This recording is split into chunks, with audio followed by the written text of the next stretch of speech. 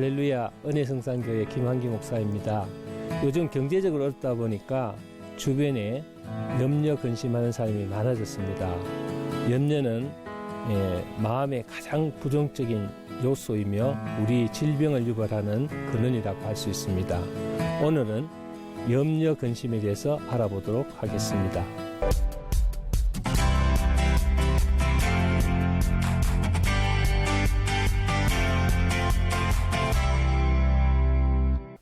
우리 신앙생활에 방해되는 두 가지 중요한 요인이 있습니다. 하나는 물질의 유혹입니다. 우리가 살아가는 데 있어서 물질은 반드시 필요합니다. 하나님 일을 하는데도 물질이 필요 없는 것이 아니라 물질은 반드시 필요하죠. 그러나 돈을 사랑하게 되면은 일만 악의 뿌리가 된다고 성경은 말하고 있습니다. 결코 물질을 너무 애착을 가지다 보면 믿음에서 떠나서 불신앙적인 요소가 될 수가 있죠. 또 하나는 염려입니다. 물질은 외적으로 경계해야 할 것이라면 염려는 내적으로 경계해야 됩니다. 사실 염려 근심은 일종의 삶의 습관이라고 할 수가 있죠. 일단 염려하는 버릇이 몸에 배게 되면은 아무리 좋은 환경이 주어져도 계속 근심하는 버릇을 가지고 있습니다. 제가 아는 어떤 분은 이 염려 근심에 사로잡혀서 정말 10초 만에 한 번씩 한숨을 내쉬는 분이 있습니다. 보기에도 안타깝고 잘못된 버릇을 가지고 있는 걸로 보입니다. 오늘 본문 27절 보면은 너희 중에 누가 염려함으로 그 키를 한 자를 더 할 수 있느냐 이렇게 성경에서 말씀하고 있습니다. 오늘 주님께서 말씀하시는 핵심은 무엇입니까? 염려는 해롭고 무익함으로 염려하지 말라는 것입니다. 그러면 주님은 왜 이토록 간절히 우리를 향해서 염려하지 말라고 말씀하고 계십니까? 염려하지 말아야 할 이유를 주님께서 세 가지로 우리에게 교훈하고 있습니다. 첫째, 염려는 우리의 건강을 해치죠. 오늘 25절 보면은 그러므로 내가 너희에게 이르노니 목숨을 위하여 무엇을 먹을까 무엇을 마실까 몸을 위하여 무엇을 입을까 염려하지 말라. 목숨이 음식보다 중하지 아니하며 몸이 의복보다 중하지 아니하냐고 말씀하고 있습니다. 우리가 먹고 사는 문제로 염려하기 시작하면 끝이 없습니다. 그리고 이런 문제로 영육간의 건강을 잃어버리면 정말 어리석은 것이죠. 잠언 17장 22절을 보면은 마음의 즐거움은 양약이라도 신령의 근심은 뼈도 마르게 한다 이렇게 말씀하고 있습니다. 곧 기쁨은 보약이요 염려는 근심은 독약이라는 것입니다. 어떤 분이 배가 정말 올챙이처럼 볼록해서 저를 찾아왔습니다.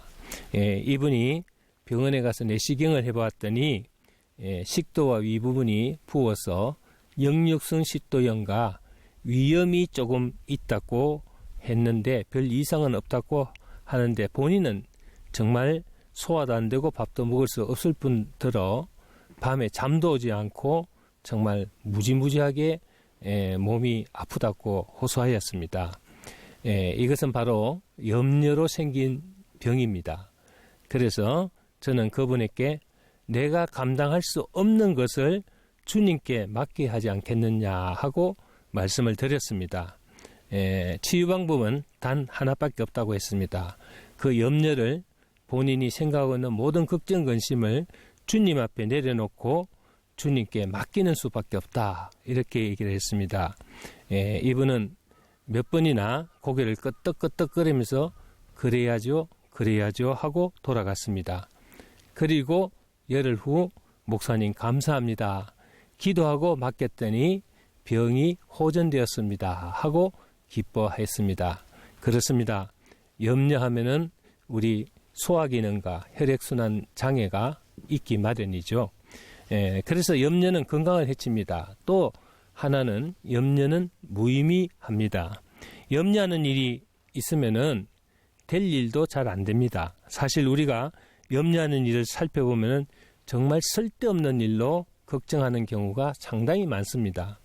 이미 지나간 일로 근심하고 있고 앞으로 있을까 말까 하는 일로 근심하고 또 미래를 땡겨서 근심하는 사람도 있고 아무런 가치도 없는 욕심 때문에 또 자기 고집으로 인하여 근심하고 믿지 못해서 근심하고 불가항력적인 일로 인해서 근심하고 공연히 남의 일에 끼어 근심하고 있을 때가 얼마나 많습니까?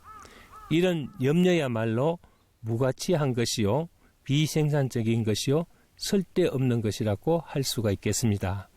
세 번째는 염려는 불신앙 그 자체입니다. 본문 26절 30절 보면은 공중의 새를 보라 심지도 않고 거두지도 않고 창고에 모아들이지도 아니하되 너희 천부께서 기르시나니 너희는 이것들보다 귀하지 아니하냐. 오늘 있다가 내일 아궁이에 던지오는 들풀도 하나님이 이렇게 입히시거든 하물며 너희일까 보냐. 믿음이 적은 자들아 했습니다. 여기서 염려하면은 주님께서 우리에게 믿음이 적은 자라고 책망하고 계십니다.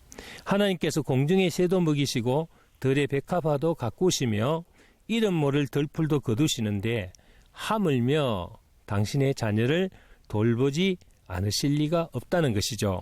그러므로 염려는 근본적으로 하나님을 전적으로 믿지 못하고 신뢰하지 못하는 불신앙에서 온다고 할 수가 있습니다.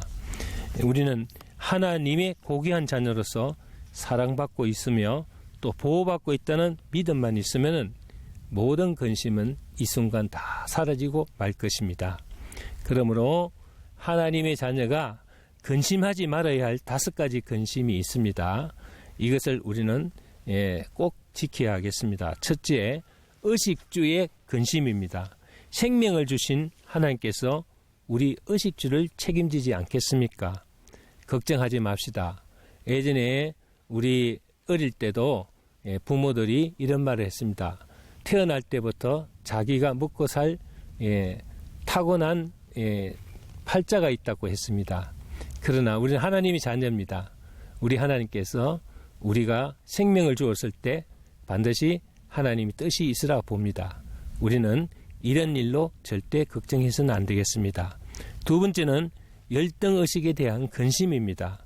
우리는 모두가 하나님의 형상대로 창조된 아름다운 존재입니다.